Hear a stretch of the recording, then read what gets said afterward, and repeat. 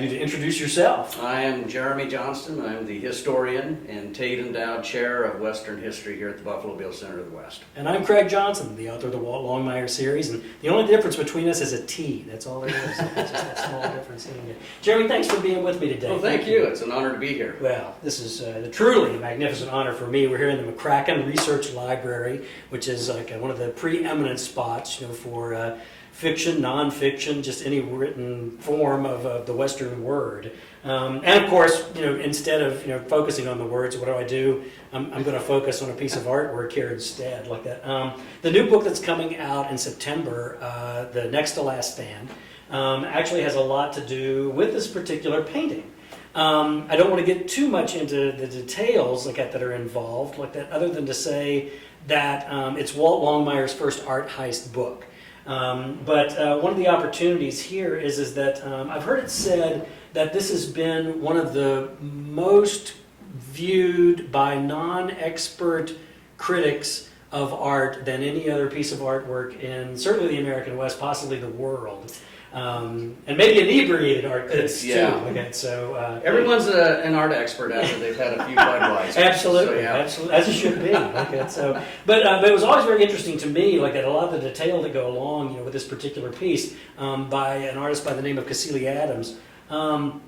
It came under the auspices of the Budweiser Corporation when Augie Bush actually purchased the painting, and at one point in time was putting out, I think, close to 1 million of these posters into every saloon, every bar, every rumpus room, every garage in America and all over the world, like that. And it's a very interesting painting, like that. But as it is with a lot of these types of subject matter, there are a lot of paintings of George Armstrong, Custer, Sitting Bull, Crazy Horse, the Battle of the Little Bighorn, or the Battle of the Greasy Grass, according to which side it is that you happen to be talking to. And I thought today what would be very interesting, with your knowledge, is to kind of go through the painting a little bit and get an idea of some of the mysteries that seem to be held, within this particular painting that maybe aren't exactly historically correct. Maybe you should take over. Sure. Well, I think like a lot of Western art and Western literature, it's really kind of a unique mix of authenticity and drama. Mm-hmm. And certainly, something Buffalo Bill's Wild West perfected in their reenactments of the Wild West. So this last stand imagery, people would have been very familiar with this before the painting, before the print was appearing in all these saloons. So you have a lot of artists that depict Custer standing with his saber or with a pistol overlooking the hordes of Lakota and Cheyenne warriors trying to take him over. Buffalo Bill's Wild West traded the whole thing, and I'm sure, as you know, talking to a lot of your Cheyenne consultants, the battle really did not play out that dramatically. It's a common misconception that Indians like to hop on their horse and ride around in a circle and get shot at a bunch of guys that were besieged, right? Where they were actually climbing up and arcing arrows into the position. So it wasn't as glamorous as this, but again, you can see the artist is trying to establish some authenticity. In this particular print here, he's identifying specific people. So Custer, here we have Tom Custer back here. Some of the officers with the 7th Cavalry are identified. Ring in the faces here. And then they identify this individual as the Sioux warrior who killed Custer. But what I find really fascinating is these two men here with their back to the viewer are identified as half-breeds. Okay. And you can see this one here has his rifle. It looks like it's pointed directly at Custer, which I think the artist is somewhat implying that Custer has been tricked by the half-breed, because that time the stereotype was these people didn't quite fit into either the white world or the red world, and you couldn't really trust them. So you kind of see a lot of that at play here, that mix of authenticity with drama. The greatest exaggeration in this painting, this print, however, is the presence of the Zulu shields, which, there's no conspiracy theory here. The Lakota Cheyenne did not import Zulus to back them up and cause the defeat of Custer. It kind of gives it a whole Rourke's Drift kind of feel to it, doesn't it? Like it does. It does. But between that and then the fact of, the headdresses that they're wearing. First of all, we discussed this earlier. Like as far as a lot of Eastern artists were concerned, every Indian was a chief. Like they all had war bonnets. Like they all had their war bonnets. But these war bonnets are a little off too, aren't they? They're kind of Seminole looking or something, aren't they? Yeah, everything here. You just take any one of these warriors and look at their costuming, the beadwork, the headdresses, and everything just looks staged, like a prop. Right. And it's hard to say where they picked these up, be it from other painters who didn't quite understand what type of cultures they were depicting. And again, at the time, a lot of the white artists and a lot of the white audiences believed that all Indians were the same. Right. There was no distinction between a Lakota and a Crow. They were all the same, and of course, if you make that confusion with a Lakota or a Crow, identify them as the wrong nation, you kind of hear that you're wrong. You will. You are corrected. You are corrected. So, but at this time, the Plains Indian stereotype was definitely in play. I attribute a lot of that to Buffalo Bill's Wild West, because Buffalo Bill's Wild West were taking Plains Indians all over the United States. Before this print was released, Buffalo Bill had been to London, and there was a lot of comparison between the Battle of the Little Bighorn and the war with the Zulus that the British were fighting at the time.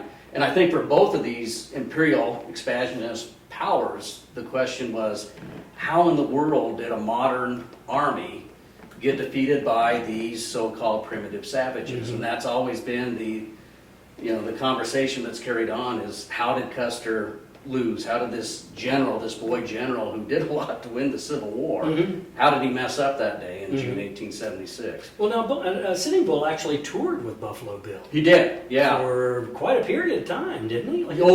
He did. So, yeah, Buffalo Bill was very good at using this last stand imagery to promote his own career, his own Wild West.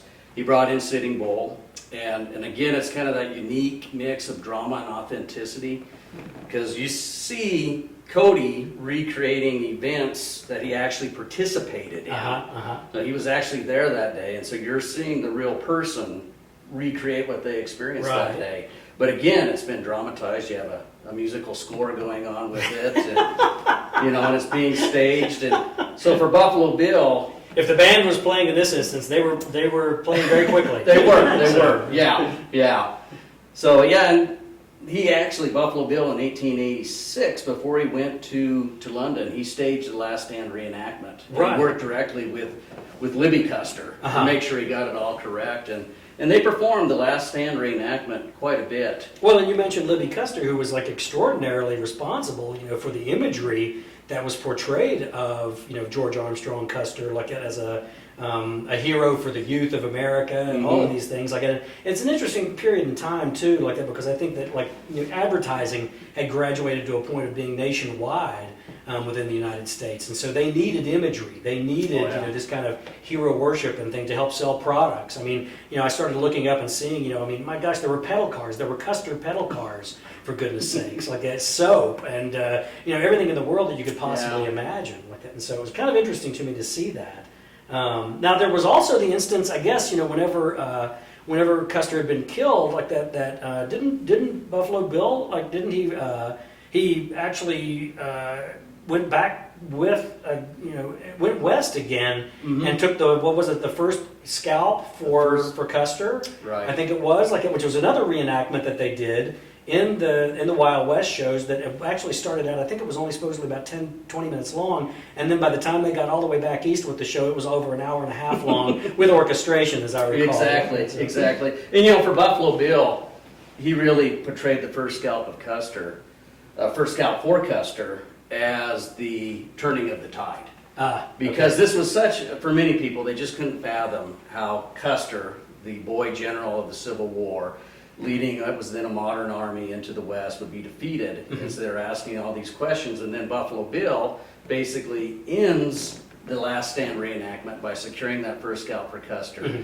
And of course, all those other battles in 1876 that a lot of Americans forgot about, you know, the Dull Knife Attack, Right. Slim Buttes, all of those were basically the Lakota, the Cheyenne were defeated. I mean, they may have won this battle, but they really lost the war. Yeah. And we tend to forget that because we zero in on this moment so much. Well, it was a period in time when a nomadic people could no longer be nomadic.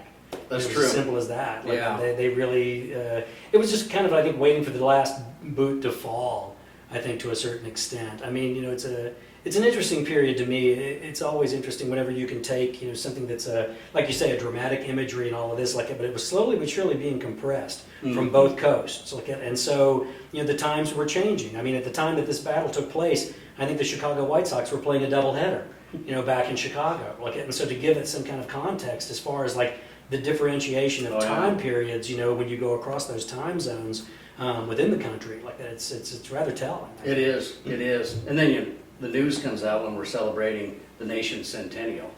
There's a major exposition going on touting how advanced the United States is, and then news comes in from Montana that this has happened. But yeah, and you know, again, going back to Buffalo Bill, it's such a surreal event, that first scalp for Custer, because he actually showed up that day wearing a stage costume. He had been performing just shortly before the battle, and he came out and he had this weird costume. It was a bright red shirt, the Carroll style pants, and you know, with a flare on the bottom that would put with you on. bells. The pants had bells on them too. Yeah, because all of the New York embellishments. critics like that gave him a hard time, saying that if he was going to be a scout, it was going to be hard to be really quiet with those bells on. So I think that was it. Yeah, it was just this really flamboyant costume, and he gets into this very real battle, and then goes back and reenacts it. But you know, what's interesting is Now he also mailed the scalp home to his wife. he did, and forgot to tell her that it was coming. quite a surprise for her. Like that, I think when she opened it up, I think Yeah, she had a little bit of a fainting stage. Yes, it's, you know, it wasn't much of a romantic deal, wasn't. So No, it doesn't appear. she's probably excited to get something from him, and just didn't want it to be a scalp. Yeah, probably So- not. I don't. Judy would not respond very well. To that. What can you tell me about, like, you know, the geography and everything? I mean, like you say, like that. I think when Cassilly Adams was painting the piece, because if you look at the cavalry officers, they're relatively correct. I mean, maybe not exact, you know, but they're at least close. And I think what happened was he was able to get cavalry officers to come in and show him the equipment, the uniforms, Right. and all the things that they were using at the period in time. Still, I think, but obviously there were no Lakota or Cheyenne warriors that, you know, walked in to his studio in St. Louis like that to get a proper imagery of that. But I'm thinking also, like as I'm looking at this, that he may not have ever been to the area of the Little Bighorn also. Yeah, I've been there a few times, and I've never seen it look that green. Yeah, that's one thing. So, right off the yeah, bat. certainly there's a lot of trees along the Little Bighorn. You can see the village there. Yeah. Again, you know, I Which look at appears this. to be on both sides of the river. It too. does, it does. It's kind of hard to see where it's positioned, and it's, of course, this print, it's a little bit faded in the background there. Well, But this yeah, is a gorgeous print, though. it is wonderful. We should It's point great. out that it's part of the assemblage here, like Yes. the Buffalo Bill. Yeah, this is part of the Buffalo Bill Museum collections. But no, he kind of gets it right. The coloring, I think, is off. I kind of wonder if he did not see the Wild West reenactment and maybe just copied the okay. backdrop, because we do Okay. have a few images where they have the backdrop. You can see the backdrop of the Battle of Okay. Little Bighorn, and it's somewhat similar to I this. bet you're right. I bet you're So right. That's probably it's a right. possibility. Ah. But you know, it's interesting in reading some of the stories of people reacting to this. There was one story that it's in Brian Diffie's book on the Last Stand history, the imagery of the Last Stand. And apparently there was this old guy who claimed he was one of the last survivors, and I think there was probably half a dozen last survivors of the Battle of the claimed to be the last survivor of the Battle of Bighorn. Right. But apparently he was sitting at the bar, and they finally thought they tricked this guy, and they said, well, show us, because he claimed that he had hidden under a dead horse for 2 days to escape. And they said, well, show us where you were. And apparently he got up from the stool, walked around the bar, and pointed at one of these horses and said, that's the horse right there. And it must have been this one here, because you can kind of see this guy hiding somewhat underneath the horse. Yeah, there, yeah. But anyway, he went right up to it, pointed to the horse, and kind of shut up his critics there. So Under that brushstroke, right there. yes, yes. Hiding under that one. Like So that's one of the last survivors, the last 7th Cavalry survivor. Well, Jerry, thank you so much. Oh, I you bet. appreciate your You bet. assistance here and, You bet. and your expertise. Like that, I mean, I guess we could also talk about, Custer himself, like that, just real quick, like the fact that the imagery that we have of him for the Little Bighorn is actually incorrect too, like that, because his hair, he did not have long hair. At the That's time. right. He had cut his hair. He did not carry a saber like that, and he's often depicted as with a saber. And of course, what you see happening in the 20th century when film takes over. Oh my gosh. Errol Flynn basically recreates the same thing. Even more modern depictions of The Last Stand, they tend to do this, imagery of Custer in the middle there, surrounded by warriors. And it's gone back and forth. Custer, at the time, definitely was seen as a hero, and that remained in place until Libby passed away. In the 1930s, we finally start to hear some of the American Indian perspective. You get Wooden Leg telling his story, Black Elk, and I think people finally start seeing this from a whole different perspective. Oh, absolutely. I mean, one of the big issues for me is like, a lot of people seem to view this particular battle as like two armies on a battlefield. This was not two armies on a battlefield. This was an army pursuing a nomadic people that had all of their children, had all of their elderly, all of their sick, and everybody with them. And there's two ways of looking at that, it seems to me. First off, like, I guess you could look at it and you could say, oh, what a terrible disadvantage, to be trying to defend all of your loved ones, when they're being attacked. But I can't help but think that, boy, you would be a highly motivated fighting force if that were the case. Oh, definitely. And again, you see, other than the village in the back there, no indication. I'm trying to think, I don't see any women. No, those are warriors down there. So it's all these warriors with their Zulu shields. Well, and that storyline's changed a little bit too, like that, because I guess used to the thought was that there were no female warriors, in the battles, like, and then now I think it was like over not too many years ago, like that they came forward and it was the woman that had saved her brother at the Rosebud battle who had actually fought at the Little Bighorn, like that, and there was some that said that she was the one that actually shot Custer. When they were waiting at the river, like that, and they charged and tried to, they had to slow down when they started to get to the river, and they fired on him at that point in time, and they say that that was her bullet that actually hit him, and they propped him up and held him up at that period in time, like that. So once again, the mythology continues to roil through, like that, but it's always interesting to me that there's some of these details that may not have fit the, may not have fit the narrative, like that, whenever it was there, like that, but are finally coming to the truth. And this image, it's described in For Whom the Bell Tolls? Yes. By Hemingway, Yes, absolutely. So the character Robert Jordan is sitting there and his father tells him, basically, this is all bunk. And this poor young man is wondering where is his father coming with this outrageous story, and, how dare you insult this great hero? And Hemingway sets it, of course, in all places, a bar in Red Lodge, Montana. Or pool room in Red Lodge, Montana. Not too far away. That's right. Jeremy, thank you so much. Thank you, Craig. I appreciate it. Good luck with your next book. I'm sure we'll have a blast. I'm looking forward to getting over here to the Buffalo Bill, since a certain portion of the book takes place over here. Yeah. And, some of the staff and others, strangely appear in this book. And hopefully they won't sue me. Thanks so much.